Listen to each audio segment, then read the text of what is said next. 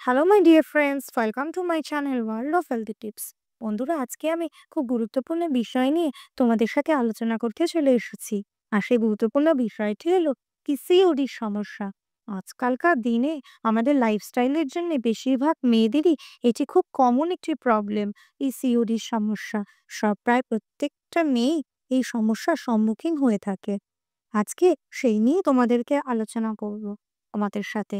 আমি এমন একটি হেলদি ড্রিঙ্কের আ বানানোর পদ্ধতি নিয়ে তোমাদের সাথে আলোচনা করব, যেটা তোমরা ঘরোয়াভাবে বানিয়ে খুব সহজেই এই সমস্যা থেকে মুক্তি পেতে পারো।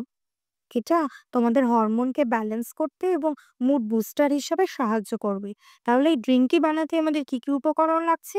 মেথি দানা লাগছে, দারুচিনি গুঁড়ো লাগছে, তিসি বীজ গুঁড়ো লাগছে, আদা কুচি, লেবুর রস, তুলসী পাতা, কালো লবণ, মধু, মধুর জায়গায় তোমরা গুঁড়ো ব্যবহার করতে পারো এবং জল। কি করতে হবে প্রণালী?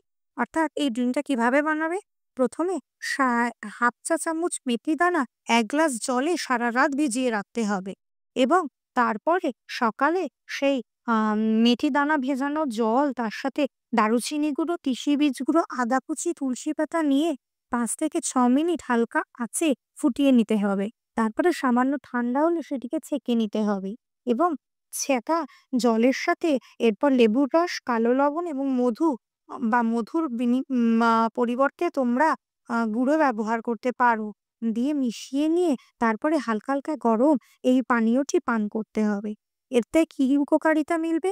মুখে রুচি আনবে, হরমোন ব্যালেন্স করতে সাহায্য করবে, স্ট্রেস কমাতে, মুড ভালো করতে সাহায্য করবে, ইনসুলিন রেজিস্ট্যান্স কমাবে এবং মাসিক নিয়মিত করতে সাহায্য করবে। অর্থাৎ পিরিয়ডকে নিয়মিত করতে সাহায্য করবে, ওজন নিয়ন্ত্রণে রাখবে।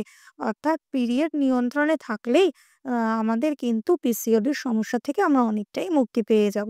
তাহলে এটি খুব সহজ পদ্ধতি তোমাদের সাথে আলোচনা করলাম, যার মাধ্যমে তোমরা খুব এই কমন প্রবলেম আজকালকার দিনে প্রত্যেকটা মেয়েই সম্মুখীন হচ্ছ, সেই সমস্যা থেকে খুব সহজেই তোমরা মুক্তি পেতে পারবে।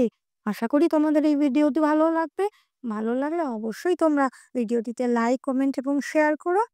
সবাই ভালো থেকো। দেখা হবে অন্য কোনো ভিডিওর সাথে। ততক্ষণ পর্যন্ত সবাই ভালো থেকো। ধন্যবাদ।